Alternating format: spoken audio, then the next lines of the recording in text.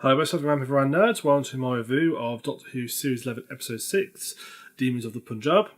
And there may be some minor spoilers ahead, so if you don't have anything spoiled, turn off now. So the episode starts with Yasmin having some family gathering, this is presumably prior to her time in the TARDIS.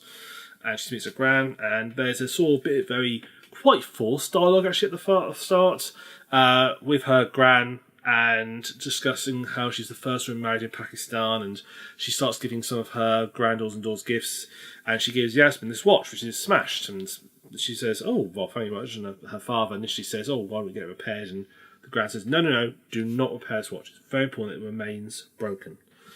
And Yasmin says, "Okay," and asks why, and her gran won't tell her. We have flash forward to time TARDIS, and Yasmin's asking the Doctor to take her back to see her grandmother. Doctor's a bit, not suspicious, but a bit concerned by this idea. Because it's obviously something that's very keen to everybody would do if you have extra time machine. You want to go back and see your relatives and see what they're like. But also the Doctor knows that you're getting redeeming your timeline. We've also been Back to the Future, so we know how well it goes.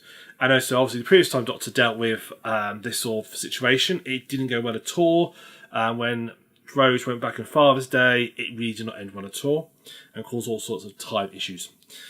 But the Doctor eventually agrees, go back, we'll see her, and so forth. So they arrive and they meet a guy on the road called Prem, and shortly after those arrive, and the Doctor gets sort of hit and sort of took back with this strange psychic vision of these two aliens, and wonders why they're there. So, and these aliens will obviously being the demons of the Punjab. And they sort of meet this guy Prem, and they decide to, and they say, "Oh, let's go." They want to hit Umbreen, and off they go. And Yasmin pretty quickly figures out, after Umbreen introduced Prem as her future husband, that is not her grandfather, and she's rightfully just wonders what's going on for this. And that's sort of the mission episode. Why happens to why is this man here not her grandfather, and how does he play into all these things? How does he all tie in? And what's going on? And what sort of develops? And why doesn't her grand want to talk about it? So the year 1947, it's the day of petition in India. Another great moment in British history where we absolutely screw everything up and make it worse for everybody for no really logical reason. And we just make it worse for everybody or whatever, as we're very good at doing throughout history. So, obviously, petition's announced, and all people are going to be forcefully moved, particularly Muslims, into this new state. And obviously, the idea of this ain't going to go well. So, it's actually a very heavily character-driven story. It's all about, these people meeting up with each other, and this sort of love between these two different factions, the Hindu and the Muslim, and wanting to join together. And how this love is sort of conquering all, but also this sort of running background of not race but sort of religious hatred and having to deal with it, and sort of religious persecution, and how it's very much like Rosa. It's not so preachy as Rosa. It's actually a lot better written than that. Rosa got very preachy at times. This one is nowhere near that. Like Rosa dealt with showed racism off. This shows, basically why the stupidity of deciding somebody for their religion. It's like, why can't we all just get along for no good reason? And this is very much what the episode is trying to portray. It has similarities to some episodes we've seen before. My first one I watched, it was, these plot lines are not new. We have seen them before. Without spoiling too much, the sort of twist of the episode is very similar to the twist of, I've got it down, Twice Upon a Time, the Christmas special from last year. Very similar twist. Which is obviously, of course, slightly something. I just got that sort of vision of went through. I thought the time element was going to play more of a trouble, like Father's Day. I thought we were going to have more issues with what's going to happen with time travel and so forth, how it's going to affect things. That doesn't really take a big part of it. And instead, it's simply a nice story, character-driven episode. It's not about some sort of severe sci-fi epic. It's got the sci-fi bits in the background, but they're more there to sort of tell the story and add a little bit of initial interest to it. But really, it's about characters and how people can just really dislike other people for no really good reason. So it is a very good episode. It's one of the better written episodes. It's not written by Chris Chibnall, and his episodes have been okay, but not been brilliant writing. This is a lot better written episode, and I really enjoyed it. And it's nice to have these sort of different episodes and less sort of sci-fi and just have a nice story episode. It's got less sort of sci-fi than Rosa did, and that's a nice thing. So yeah, I enjoyed this episode. So on to the characters of the episode. I'm just going to stick to the main ones. Obviously, we've got the TARDIS gang. Very Yasmin, obviously, centric episode. We're delving into her past a lot more. We should be learning a lot about her family. Ryan's family, we're hearing little tidbits about. Also, we met his sort of gran in the first episode. But we've now seen Yasmin's family a fair bit around in the UK, and now we're seeing them a lot more in this episode as well. Obviously, the past family as well.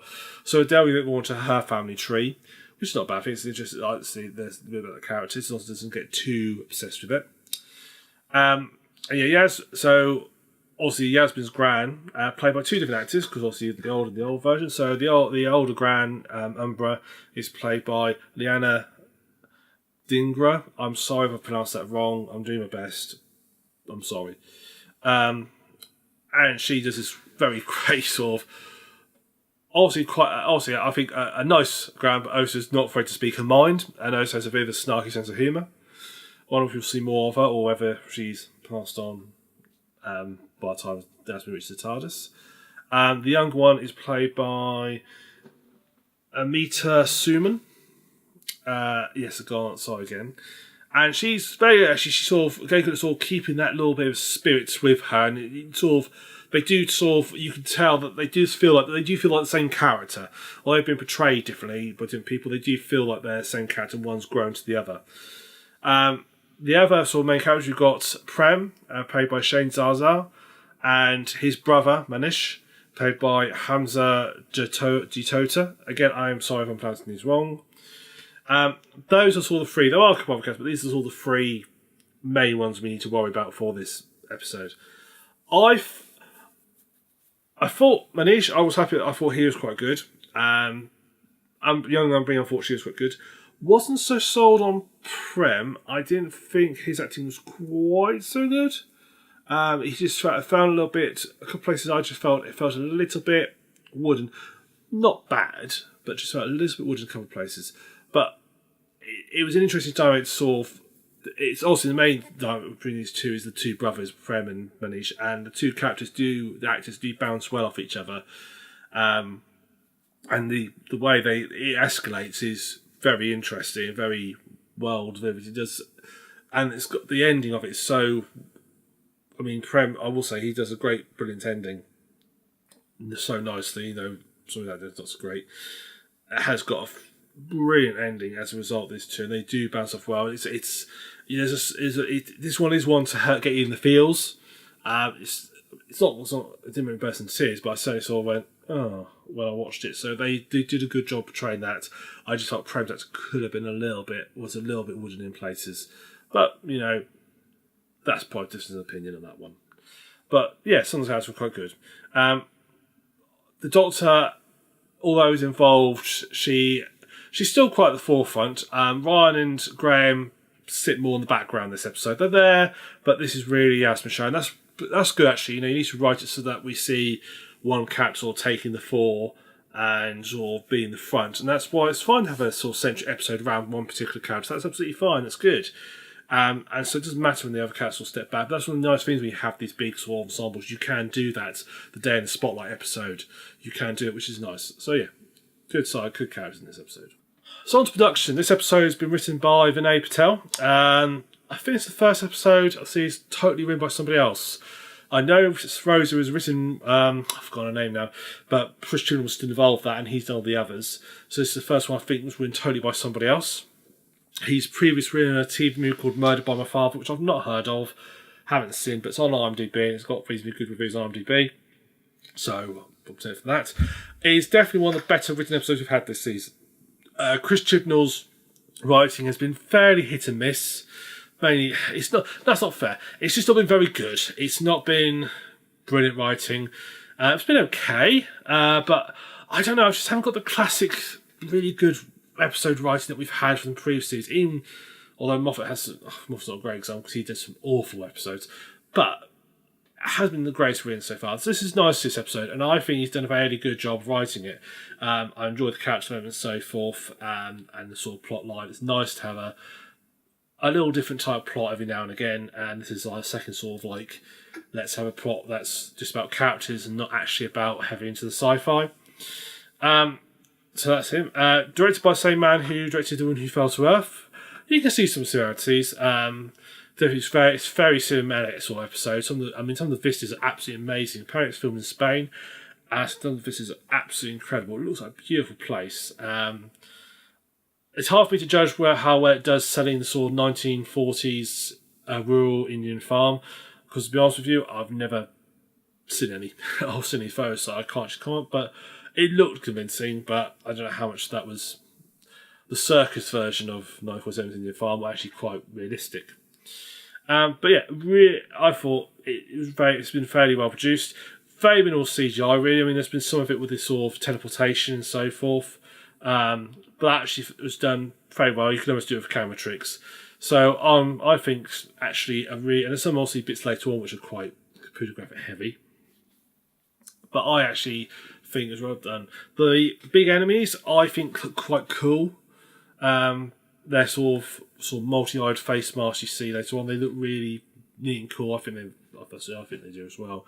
So yeah, I have to say I've really, really liked this. I thought the production was very, very good actually. Looked really good. So that's my review. Thank you very much for watching. So my final thoughts of the episode are nice, well written, really enjoyable episode, nice, interesting characters, some slightly wooden acting, some slightly dodgy dialogue, but overall really good episode. Really enjoyed it. So look forward to seeing next week where, well, I missed the next true time, but I glanced in, looked like there was a warehouse somewhere, but we'll see that next week. So, there we are. Thank you very much for watching. I've been TheSuffolkRam. If you've enjoyed this, please subscribe to the channel. There's also, if you want to see me and my other colleagues, fellow brand nerd Middlemeister, we did a review of the first spoilerific review of the first 5 episodes. That's on the channel right now. You can go have a look at that and see what our thoughts are for the first 5 episodes of the season, if you've got an hour to spare. We discuss at length, but there are full spoilers in that, so don't want to see that. We also do podcasts. We did one last night. Again, you can check that out.